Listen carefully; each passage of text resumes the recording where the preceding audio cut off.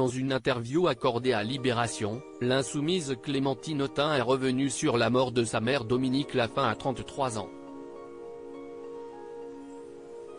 Un tabou qu'elle brisait déjà en 2019 dans un livre entièrement consacré à celle qui l'a mise au monde.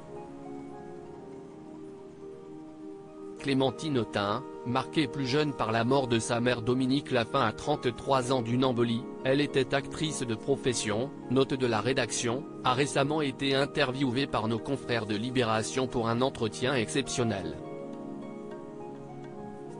La petite fille d'alors, qui comptait sévère, qui a vu sa mère vouloir se jeter d'un balcon, qui l'a raccompagnée de la gare sur un chariot à valise, saoule, alors qu'elle était tombée par accident sur des rails, se tient aujourd'hui devant nous, écrit le journal. Une phrase qui fait déjà froid dans le dos, suivie du témoignage de l'insoumise, qui affirme toutefois avoir su tirer un avantage de ce drame. À 50 ans, elle n'a pas peur de vieillir.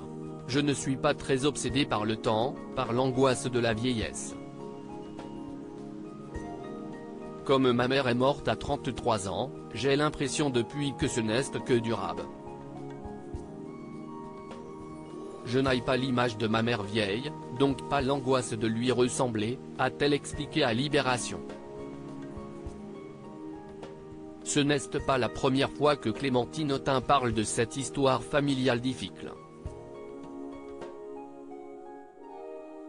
La conseillère régionale d'Île-de-France avait déjà abordé ce sujet en 2019, dans un livre entièrement consacré à sa mère intitulé « Dites-lui que je l'aimais ».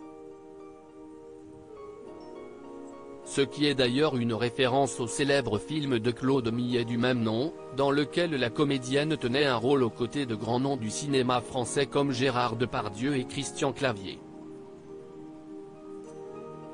Elle en parlait également dans un entretien accordé à Closer, confiant notamment à nos confrères avoir su ressortir grandi de cette effroyable expérience. Elle est décédée quand j'avais 12 ans et j'ai développé très tôt le sens de la responsabilité.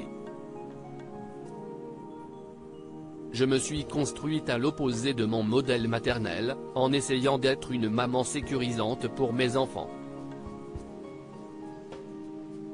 Aujourd'hui, elle vit une histoire avec un professeur de Seine-Saint-Denis, avec qui elle forme une merveilleuse famille recomposée.